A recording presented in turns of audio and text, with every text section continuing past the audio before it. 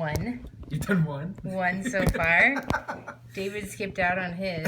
So Is that because people are saying no? Is that No, they're all scheduled. It's just that we only done one so far. And it was Paul. So you just have to see if you can come up with a better story than Paul did. Montagna. I can make stuff up. Sure, whatever. So really, I just was looking at like the people in our ward, and I realized that we have this huge percentage of what I feel like is huge percentage of adults who converted to the church at some point past when they were 8 years old. And I think it's fascinating because I remember growing up in my ward, I feel like there was one couple who they had joined the church. They had joined the church together when they got married, but other than that, everyone had grown up in the church. So I wanted to just hear what your story was. Yeah. What was your growing up like before you joined the church, religiously, with your family, and then how you were introduced to the church and kind of what that process looked like for you? Yeah, so before growing up, my parents, I mean, they always claimed that they believed in God, but we never went to church. Okay. Never once do I remember ever going to like any type of mass, or even like during the holidays. No like Easter celebration or Christmas or anything like that. There was a time when I was in middle school, around 7th or 8th grade, when I started hanging out with a kid. His name was Travis, and his parents were Catholic, and so every time I spent the night over at his house, I'd always have to go to Saturday mass. They went on Saturdays, so that was the rule. Like, they knew that I had to understand that if I was gonna hang out and go over there. So there was like a year stretch there where like every now and then I'd go with Travis and his family. We'd go to, Saturday mass, and it would be 45 minutes of the longest time of my life. As a 13-year-old, 14, whatever there was. But that was it. That was the only exposure that I had. Did you guys talk about God or believe in a God, or you just never really? In my family, it just never was discussed, because my dad worked pretty much 7 days a week, and my mom was she certainly was there as far as like helping me with school and excelling and like things like that, but it was never brought up, and honestly, I never asked the question. Never Sure. really thought about it, because it wasn't something that I was really interested in. And but to backtrack, when I was 5, we moved. I was born in Texas, so when I was 5, we moved back to New York, and that's where my parents were originally from, was upstate New York. So when we moved back, I started playing football at 5-6 years old, and so there was a boy who's Austin Drake became my friend, and from that time on, we were best friends. So we played football together all the way up, and so that started a 10-year journey per se of me being converted to the gospel, because Austin's family was LDS, and they had they just had something about them that was really cool. So as I grew up and we went to school together, I started spending more time with their family. After about 6th, 7th, 8th grade, really started spending more time, and they never they never really pressed upon it. They never said, hey, you want to come to church or anything like that. They just were like parents to me. Austin's parents were like parents to me. So they knew I had struggles at home. They knew my parents separated and when I was 12, and so they knew my home life wasn't that great. So anytime they had Christmas celebrations, Easter celebrations, their families would get together, every other week. They always had me over. They always made sure I was included, to kind of give me that family feeling, and it was great. So that's where I really started, thinking to myself, man, I want my family to be like this. They all the siblings and the cousins, every time they see each other, it was like hugs and kisses. Didn't matter where I came from, like guys never hugged.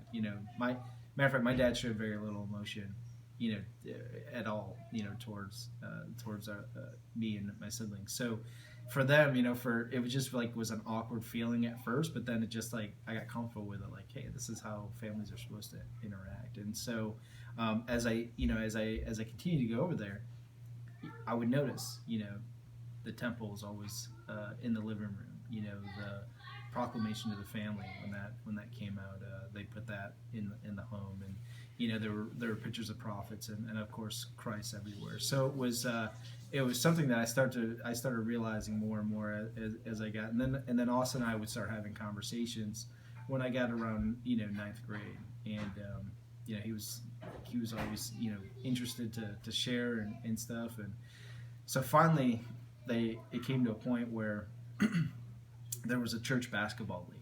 Right? Nice. And so me being interested in playing basketball, the father sat me down one day. He's like, "Hey, listen," he goes, "I coach because he was the stake young men's president. So he's like, "Hey, we have this league. We really want you to come play, but one of the requirements is that you have to come to church once a month." And of course, it really wasn't a requirement. Oh, I was like, is that a requirement? I had no idea.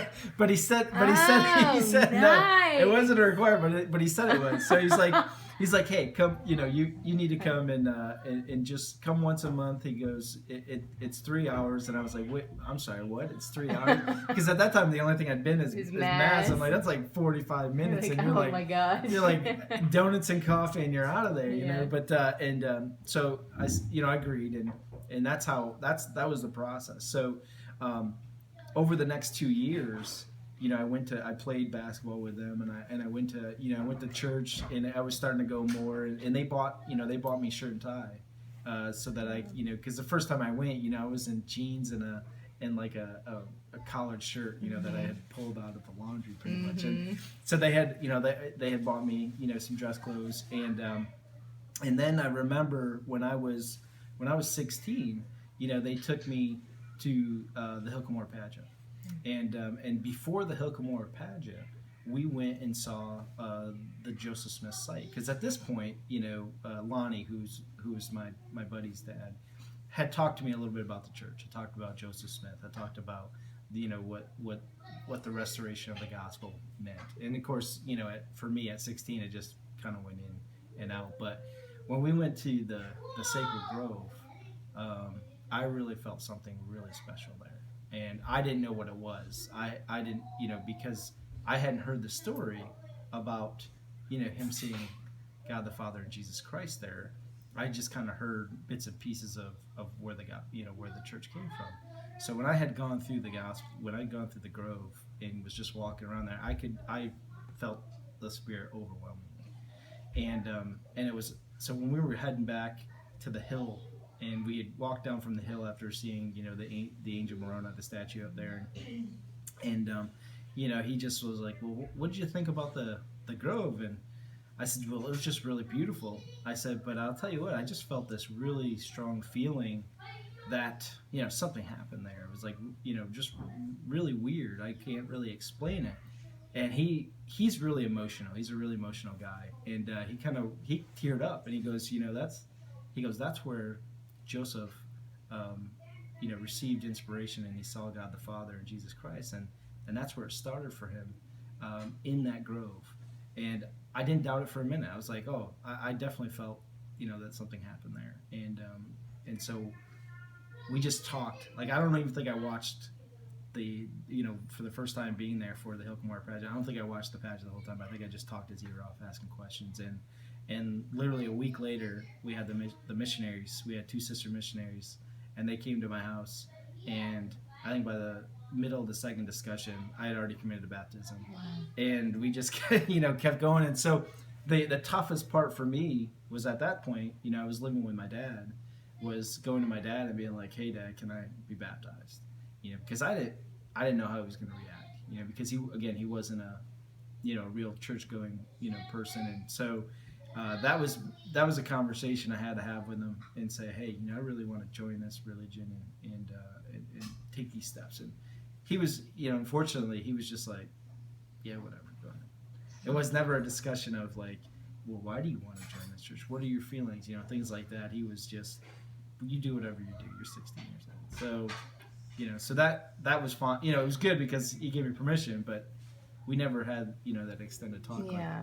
to get his feelings on it. And so within 2 weeks of me taking the discussions, I was baptized, and that was on my happened to be on my birthday. So so that's why I can never forget it. I was baptized on my birthday, and then 3 days later, I was in the temple doing baptisms for the dead. Awesome. So it was like really. 3 days later, what temple was that? So that was the Palmyra temple. It was. Okay. Well, no, I'm sorry. No, I was gonna I'm say, sorry. It would have that's- been. It was. I'm sorry. No, it was You Toronto. would have been It was somewhere else. I was Toronto like, you temple. either got to go to DC or it you was got to go Toronto. up. Yeah, it Yeah. was Toronto temple. Yes. That's awesome. So yeah, because it wasn't until 2001 that we had. Yeah. 2001. So yeah. So we went up to Toronto, and at that point we would have members up there that we'd stay the night with. So that's awesome. had a member that had like this huge old Victorian type house that had a bunch of beds set up in the basement, and so at that point we actually had a pretty good sized youth following. I think we had about 5 or 6 young men and 5 or 6 young women in the program, and so we all went and we went to so my Lonnie he owned his own business, and he was financially he was pretty set, and so he took all the youth to Phantom of the Opera, and on there, and we got to all go watch that, which probably half of us didn't care too much, but actually it was pretty nice. It was a pretty nice show, and so it was really neat. Go up there and spend time with the youth, and to go to the temple and just do the baptisms and have that explanation of, hey, this is why we do this, and it was, I don't know, it was for me at that time it was a huge turning point. I had really 2 roads at that time in my life to go down, and to be able to choose that one was pretty special, and I felt, I'd always felt like something was going to happen, for me. I was either going to turn into someone I didn't want to be, or I was going to have something different, like going to school and things like that, because none of my family had gone to school. Everyone was like a mechanic or worked under the table type deal, and so it was a special time for me. I thought it was probably the perfect moment for for the gospel to be brought in. Did Lonnie, was he the one who baptized you? His son. His son did. So your Austin, friend. my best friend, baptized me. Yeah. So he baptized cool. me, and then he at that time the branch president, President Breckenridge, he bestowed upon me the Aaronic priesthood the same day. So it was really cool to do that. And of course, so at that point I was 16, so I became a priest. I was a priest right off the bat, and started doing started blessing the sacrament, and they did a really good job of just keeping me involved. President Breckenridge would come visit me once a week. Come out. He knew my situation, so he'd come out and just stop by out at the trailer we were staying in, and just talk to me, and kind of see how I was doing, if I had any questions, if there's anything I needed. So I had a lot of parents within the ward, because we for the most part, even though we had some youth, we had a lot of older couples, and so I had 3 or 4 different types of parents, and even Sister Ross, who was my massage therapist from like the time I was 15, 16 when I joined the church, even until now when I go back. She's always like, you need a massage, call me up. So she was she was always looking out for me, because she had girls. She had one boy, and she had a bunch of girls that were a little bit around my age, so she would always bring me cookies, or see if I needed massages and cookies. That's what you need to stay in the church. Great. It was great. So it was it really helped me, because I didn't have that kind of attention at home. Yeah. We and even within my family, I didn't. My dad had 8 brothers and sisters. And my mom had 16 brothers and sisters, and I only knew like 4 of them on my mom's side, and I knew most of them on my dad's side, but they didn't live around us. So I didn't have a whole lot of interaction with cousins growing up, and so really the Drake family was the family that I had. And so that's how, and then of course that's how I met Rachel, because that was her cousin, and so she was, even though they had attended church and things like that, she got baptized around the same time I did. So yeah, Very it was cool. it was pretty neat how it all worked out. So. So you see each other then at church? You met at her at No, church? it was family. So family gatherings, Okay. we would see it, and it was funny because with her I was dating another one of her cousins. No, I don't know if I'd call it dating, but there was some interest there with another cousin. So it was her that actually kind of approached me. And so that's how that relationship started, which was really cool. Yeah. We were in our junior year going into our senior year, so it's been a long time. But Yeah. it was really neat how that again in its own time, because we had I'd always known of her, because I even worked with her. I worked with her uncle, through the summers. Her other uncle, they were all her family were all part of. Did tree removal and landscaping, and so each one of the brothers had kind of their own business, but there's times in their lives that they had worked together. So I had worked for one uncle, and then I worked for another uncle, and then I worked for her father after we got together. So it was like no pressure. And he was a great man. He was unfortunately he died far too young, but he was really good. He treated me just like a son, and so it really helped instill the faith, and really helped me gain control of that, so I really, I was really blessed. There were opportunities. I didn't really have too many opportunities before that to hear the gospel. I had never come across missionaries or anything like that, but just to have that opportunity and for me to accept it, I always know that it was God's will. It was His plan for that moment, because again, it was in those early, those teen years where, things could have gone, much different, especially in that environment, and that where we are in upstate New York. There's not a whole lot of opportunities, and you see so many people that go down the wrong path and see where they end up, and it could very easily happen to anyone if you're not paying attention. So how you and Rachel fall madly in love, you get married, and have a gaggle of kids. And no. That's not the story. So we date, and I actually go. We actually go to school out. She ends up going to Weber, and I had been getting recruited by Utah State. The goal was to go out there. And so we're out there, and she's out there for a semester, and she realizes that she doesn't really like it, and so I'm ready to go on the football team, and we decide we're gonna go back to to New York. So I go back and I go on the football team, and I play at Elford, and she's going to Oswego, which it's a couple hours, it's a few hours difference, right? So we're talking all the time, and we're dating still, and then I make a decision that I'm going to change my major, and so I go back and I go to SUNY Oswego, where she was going, and about I don't know, maybe less than a year later, I go up to her. Of course, by this time I proposed to her. Okay. After proposal, we've been engaged probably a year. I said, you know what? I think I want to serve a mission. Oh, she's like, okay. Yeah. So that was the big kink in everything. Did you go on a mission? Yeah. So oh my gosh! I didn't even know this. Yeah. Oh my goodness. Yeah. So she waited. We got back, and we got married. Where did you go? I went to Santa Rosa, California. Okay. So served from Santa Rosa up to like Crescent City area, which is almost Oregon, and then inland like before Stockton. So how was your support back home then when you went on your mission? Did that change at all? No, it was great. I still, I got the letters from members. Did your parents write you or not? So my mom did. My relationship with my mom kind of deteriorated a little bit over the years.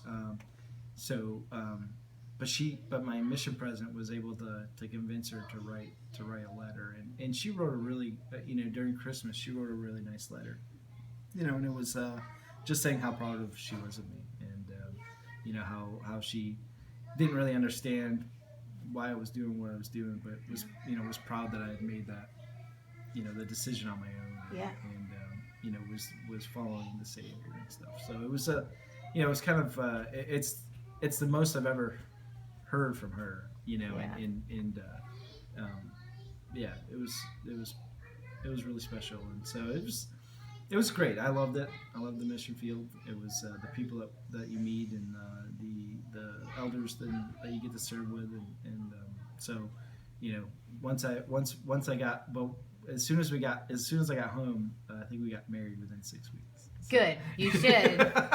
You should. We did. We got 6 weeks after I got home. It was we were married. So yeah, and then from there, I mean, it was just it was like a struggle for us. I mean, we had, she was going to school, finished up school. I was going to school, and we had talked about the timing of having children, and but I'll tell you what, we really we went through a phase there, where we never doubted the gospel, but we got lazy. Yeah. We got lazy, and we there were a lot of Sundays where we just laid in bed and we were like, yeah, we'll go next week, and it took a toll. It really not so much on us on our relationship, but it just took a toll, like on the success that we were expecting, and so we kept having setbacks here and there, and I look back on it, I said, well, obviously we had setbacks. We weren't being 100% obedient in what we should have been doing, and so the Lord made sure that he made challenges for us, and thankfully we corrected our ways pretty quickly, and we had a civil marriage. So we had civil marriage first. Okay. We talked about how we were gonna when the right time was to go to the temple. So about a year and a half later, let's see, we were married 2003. So in 2005 she'd become pregnant. And one thing we had talked about is we wanted our children born in the covenant, and we said, you know what, we're gonna get to the temple. We're gonna go through. So we went through the temple classes, and we went and we were sealed in the temple in August, and Tristan was born in December. So that was something that we really wanted to shoot for. We wanted all of our children born, and so it was a great thing.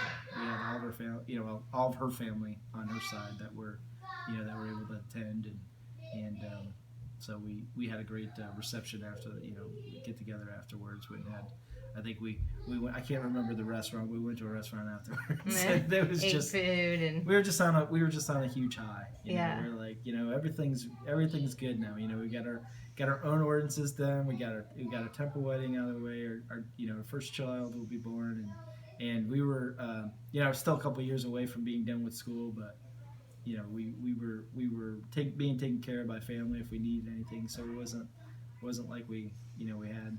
I think it's just at that age, right? You're just trying to accelerate things because you have this mindset of like, what do I want? Where do we want to be at? Yeah. And it seems like it just takes forever to get there. Right. And I think that was our biggest challenge, was just having patience.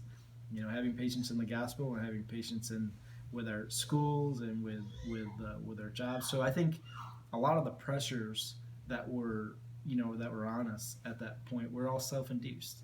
They're just so much because you just have these expectations, and of course with Rach had lived with a family who was I wouldn't say they were like overly wealthy, but they certainly could do things when they wanted to and go places, and when you're 21, 22 years old and you got a child on the way, you can't do that, and you're so you're kind of like, oh, don't worry, we'll get to that point. You just don't realize that it will be 15 years from from then, but it takes that long. So we certainly, we had grown differently. The one thing I would say on my mission is that we had grown differently spiritually, and I think with our marriage, I think selfishly I had felt like I was at a different level than she was. And that wasn't the case. It's just the way that I had felt, and I had to learn the hard way that was not the case. She was certainly a lot more spiritual than I had anticipated. So it was great when I had recognized that, because it took a while. How was your? because my personal experience is like we got married in the temple, and now they just changed it so you can get married civilly and then you get sealed separately. And my husband and I, we talk sometimes, like, I don't even remember what, there's so much going on that day that I don't even remember what was said or anything. So not that you would recommend necessarily getting married civilly, but having that time period to really prepare to go to the temple and making that its own goal rather than just getting married, but like the actual covenant you're making. How did that feel for you? I don't know. I don't know if I would say it meant more to us.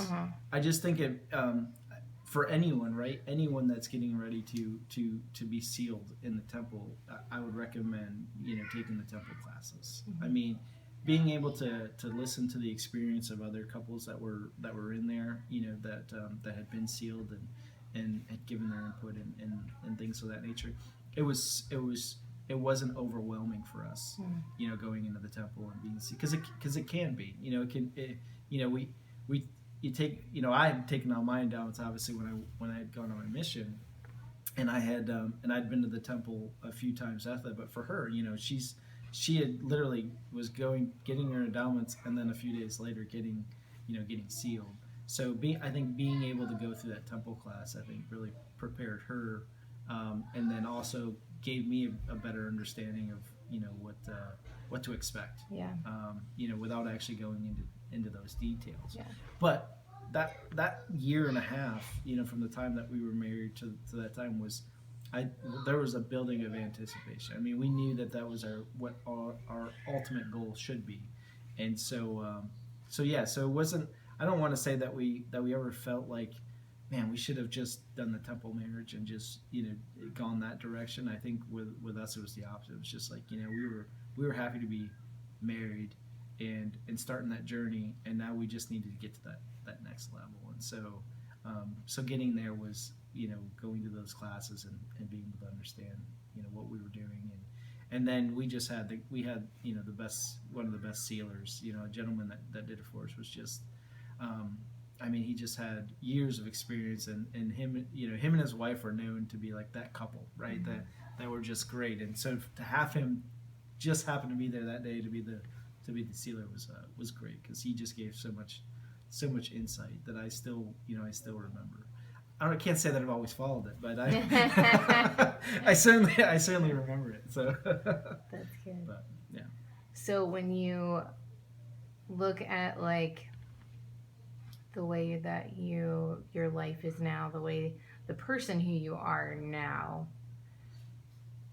do you ever think about, I know sometimes it's easy when you do have, like if you grow up not in the church, you kind of have a side-by-side comparison pretty much of, your friends or family who you grew up with and your life could have gone this direction, but instead it's this direction. And what do you mostly feel about that? What do you think about that? No, because I was certainly a guy that jumped both sides of the fence. Mm-hmm. Back in my teen years, there were really two groups of people that I hung out. It was almost like a double life, right? Like okay. I would say that the family that I hung out with the Drakes, they probably didn't know about what the gym was doing, and they're in the weekdays with others. There's stories that certainly my children will never hear. But so that's why I say, there's a path there that could have easily have gone, different. Okay. And so, to be able to look back, I mean, I don't, it's crazy. I don't have any regrets. I mean, the way that my life has gone, there's been a ton of difficult things that I've had to endure. There's times when I had to grow up a lot sooner. I mean, I was, I moved out and I was on my own, 17, 18 years old, just to get out of the house. Yeah. And was living, I wasn't even in an apartment. I was in a studio that was off of an apartment that they just kind of had extra space for, and they kind of turned it into a studio. So I was like splicing cable from the neighbor.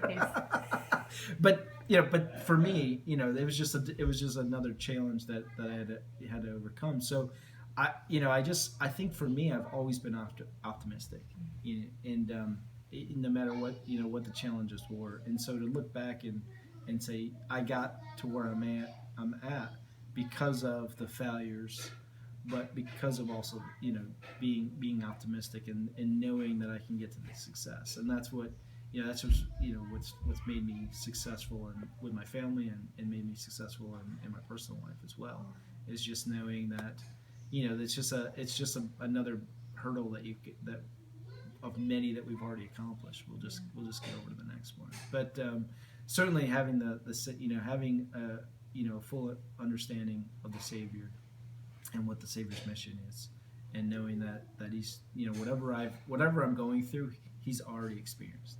And so that's why I just feel like I'm not doing it on my own.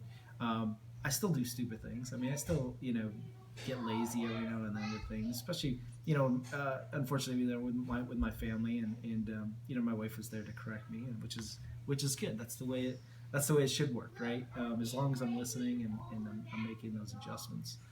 I don't pretend to be perfect, and I'm far from it. But we're my children now is what I worry about.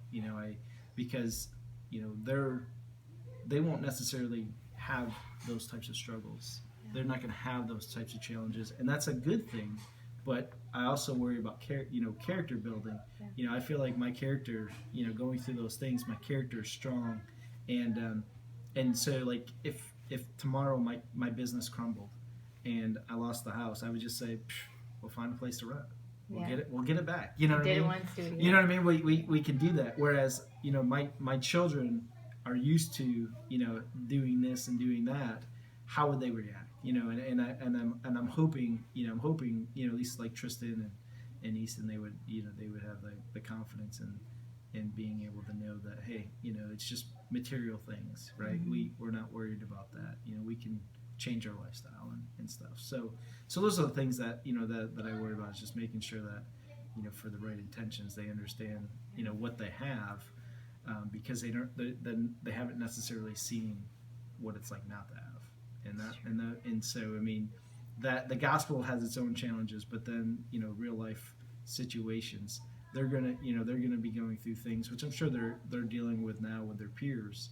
I just want to make sure that as they're succeeding with their peers, that they're building that character, and making the good decisions. Yeah. So yeah. That's awesome. So just lastly, is there any can I share a little thought or testimony of something that something you feel strongly about? Doesn't have to be something specific. Any aspect of something you believe in, or Jesus Christ that has really got you through, or I just we talk about sharing the gospel, and I know we a lot of times we are all about opening our mouth and trying to bring people, and I think for me it really does make a difference if you start off with building relationships. And that's how I like I told you, I mean mine was a 10-year journey that took me 2 weeks to get baptized. It was the baptism was the easy part for me, because of what I had gone through and what I'd been through. It was building that relationship. They took the time to build that relationship, to become friends, never thinking in their mind that, hey, let's just get them baptized.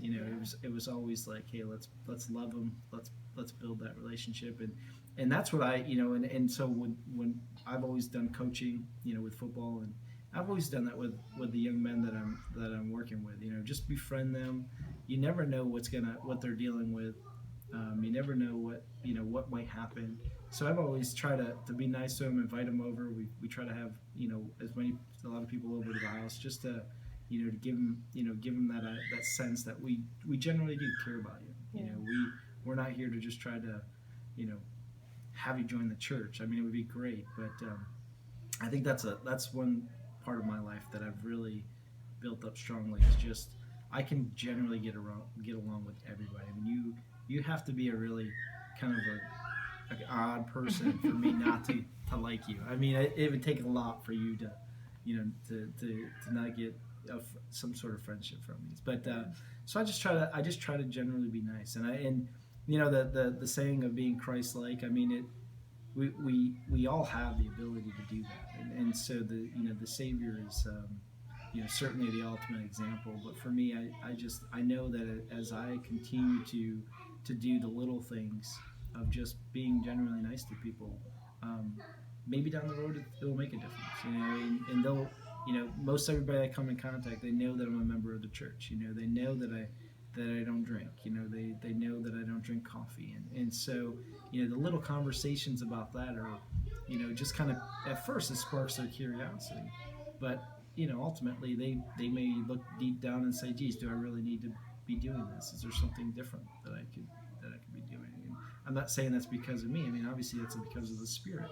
And so that's really, for me, that's where my testimony, really has come from. It's just being kind generally to people, and not expecting anything in return, because I know the Lord blesses us in many other ways, and so we're just trying to help people along and get to where we all want to get to the same place. We're just going different paths about it, and I think my nature, for me, is I'm really laid back, probably too laid back for my wife's liking. But it's because I just I don't tend to worry too much about things, because I've coming from where I was at, it was kind of like in the lowest of lows. I mean, and now that I look at it, I'm like, well, that really wasn't even that bad. I mean, if I had to go back to that, with having the Savior, I could do that. I mean, it's not like I'm overly concerned. I just as a parent now, it's different, because now you have other people to worry about. But that's what I would say. Just be kind to people, and listen to the Spirit. The Spirit will direct. The testimony we heard today was great. About just being able to listen to that Spirit. The Spirit will direct you on whether to talk about the church, or just to talk about things in general that they like, and that's what I've always tried to follow. So, Thanks. Thank you. no problem.